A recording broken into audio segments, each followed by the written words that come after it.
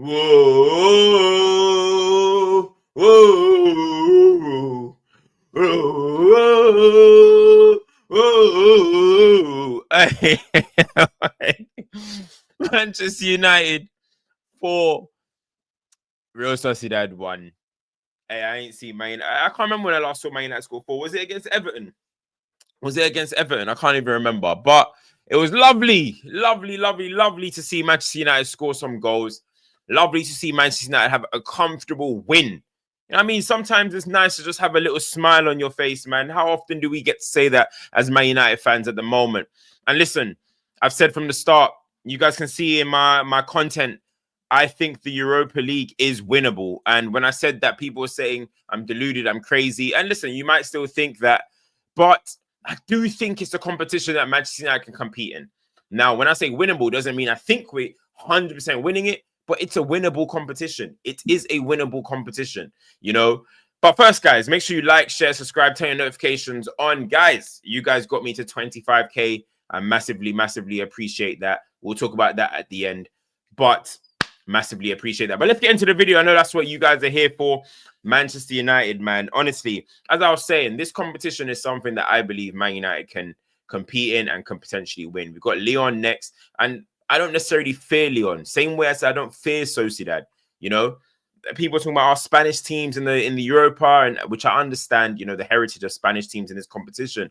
But when I look at the Sociedad team, they're not doing well in their league. They're not an amazing team. Their best player is apparently Zubamendi, who I think is just an okay player. I don't see what the major hype is around him. I know he had a really good Euros coming on in the final of the Euros and kind of changed the game. But were England prepared for a player like that? Did we know he was even going to come on? You're expecting Rodri all game. Foden was man marking Rodri, stopped doing the job in the second half for Zubamendi. So it was a lot different. But when I look at him, I don't see this major hype that's going to revolutionize Arsenal or whatever, or why everybody in the world was after him. But anyway, back to what I was saying. Some really good individual performance. But first and foremost, one thing what we need to stop doing, we need to stop going a goal down. I would love to see the record under Amorim, how many times we go 1-0 down. It's really disappointing because we give ourselves too much. That we make ourselves have to claw something back, and that's frustrating. But the one thing is, when Man United are a goal down, we're a better team than when we are at 0-0 because we have something to play for. We play with some intent. We play with some attacking impetus. And the person that I think fully encapsulated that today was Patrick Dorgu. I think Dorgu has added a brilliant balance into the team so far. That's one thing I will say. The balance that he's added in that left-hand side. It makes me think, Amorim, listen, I don't know what's in Man United's water bottles, but why Amorim ever started Patrick Dorgu at right wing back is beyond me. We had to bully him into playing him left wing back, which is crazy. Amorim, you're shaky for that one. But Dorgu has given us a big level of improvement in physicality. The balance of him, of course, being left-footed, his aggression, you know, his on the ball, he's very good as well. You know, he's happy to turn out. He makes good passes. Only thing he needs to improve on now, but he's a 20-year-old player that's come from Lecce. This is end product. But the positions he's getting himself in, the starting position, that was a major thing for me. And everyone that knows me, I'm really big on Man United signings. I'm really big when it comes to judging a manager.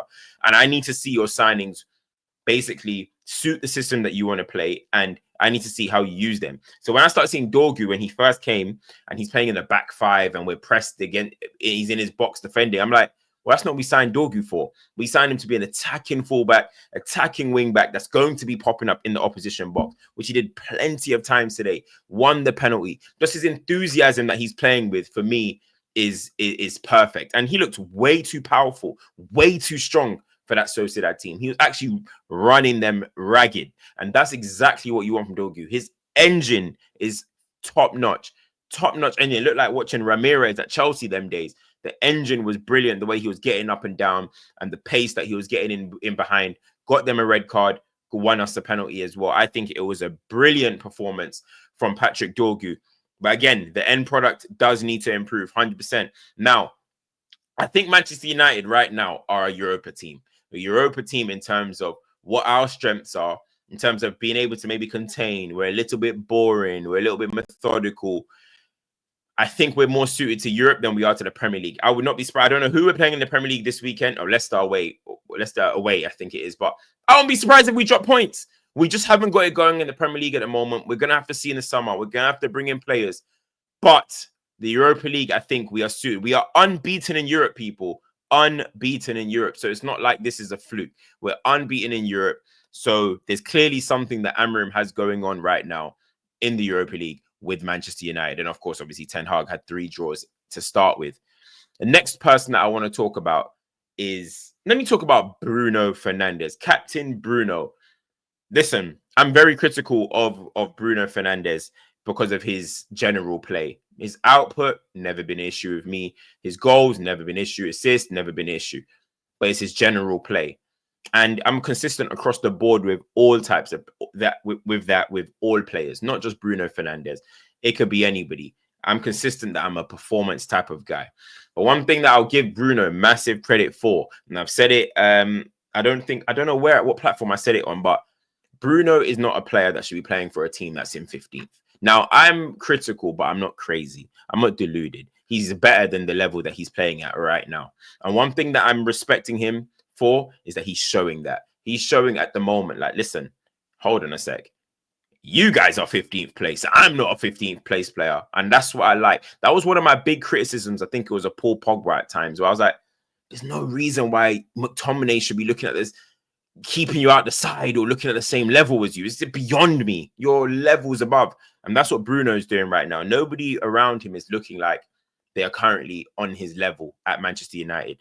So for when you do that, I say, hey, go and do your thing. I'm not even going to critic this season. I'm not really a big critic of Bruno because I think he's better than the level he's playing and he's actually showing it, especially in 2025. I think he's showing discipline. I think he's showing captain behaviors. I think he's dragging the team out in certain situations, whether it's a penalty, whether it's a free kick or a goal, whatever it is.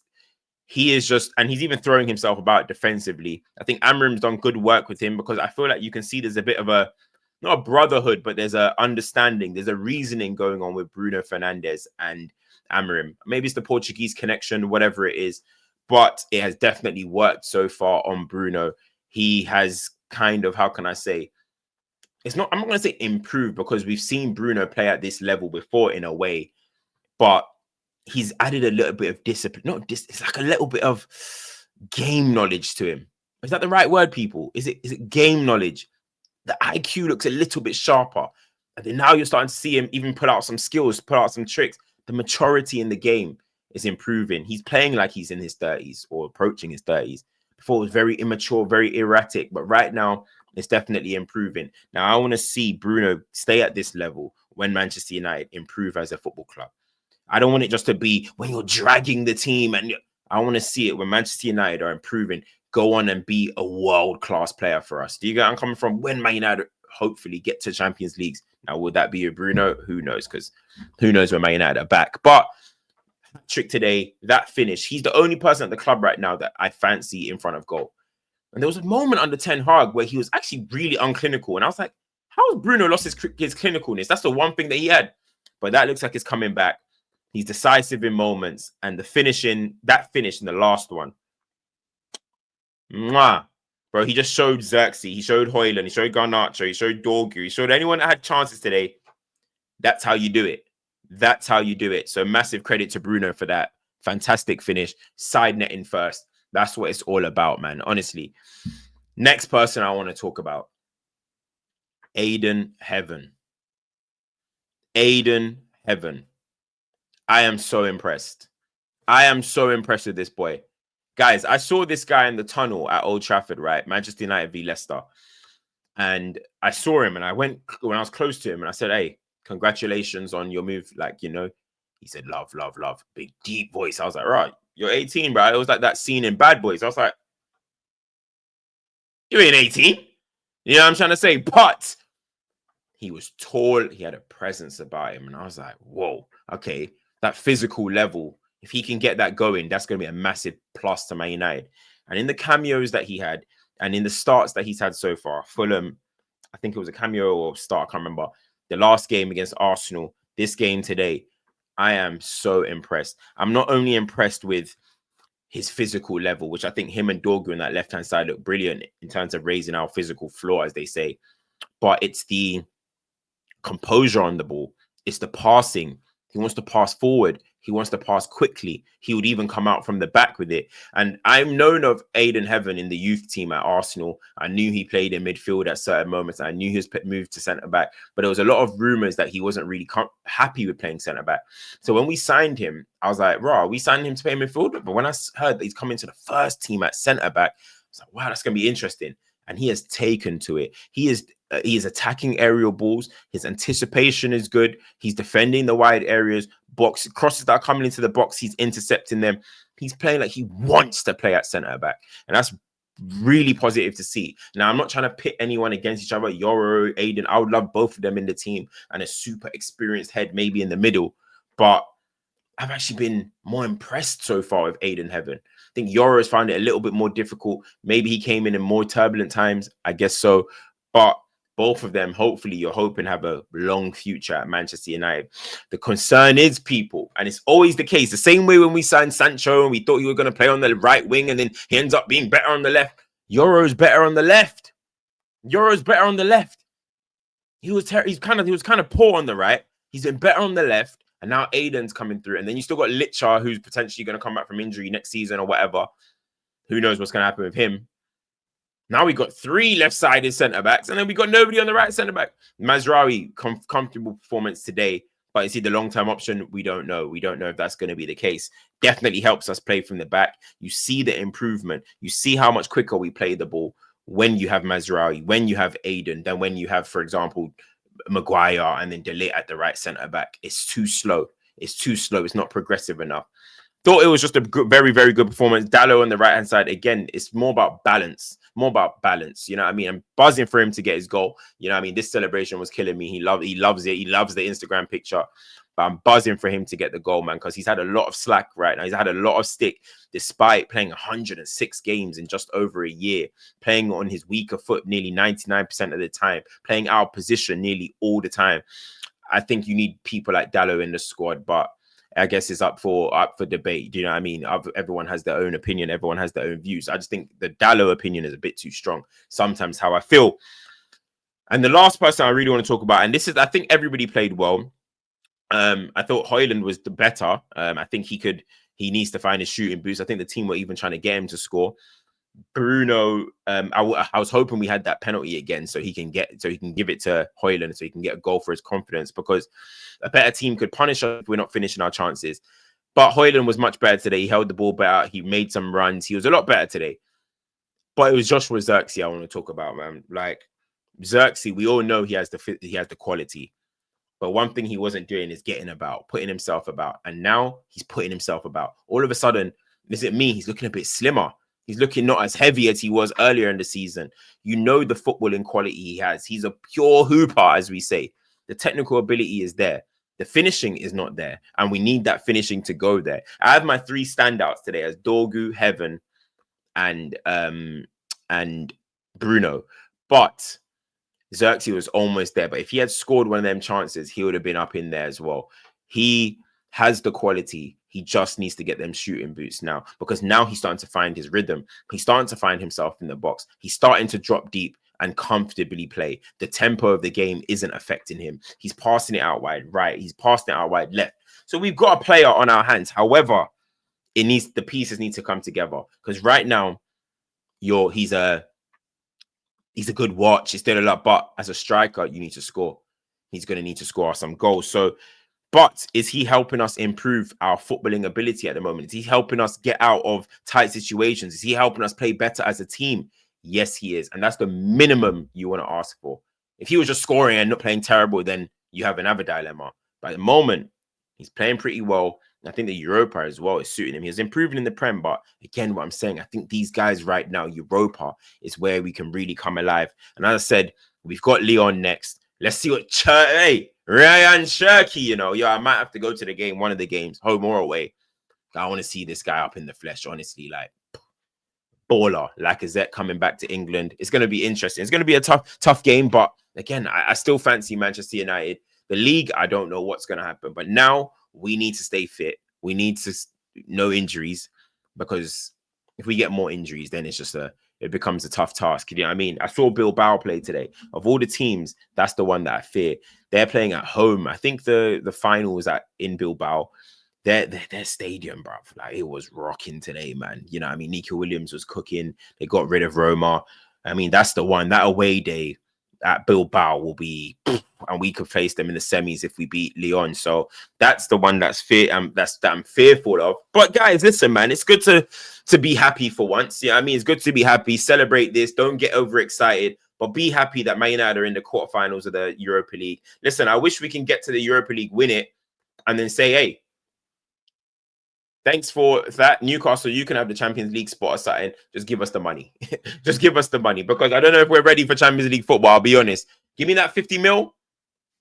Ineos, thank you very much. And then somebody else going to Champions League. But listen, I really want to win this competition, man. Like, I want to win it more than we wanted to win the FA Cup. We won the FA Cup last year. We won the Carabao.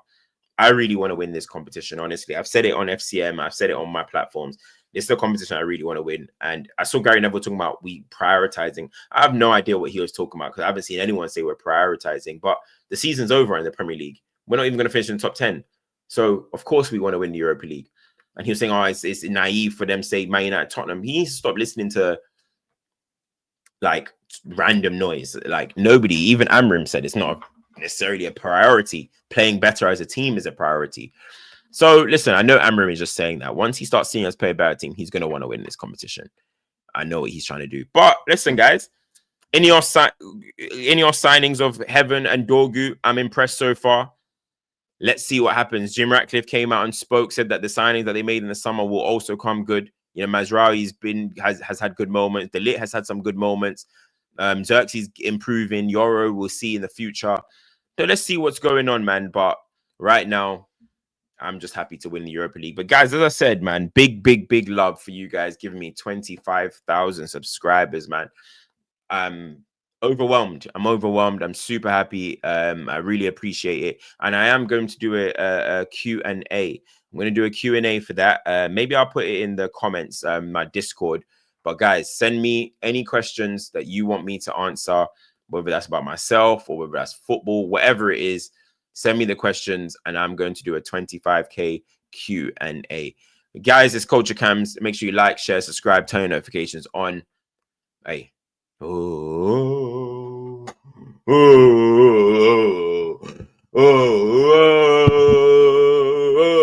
Will it take me home to a place to see United? Take me home. I love that song. I'm out.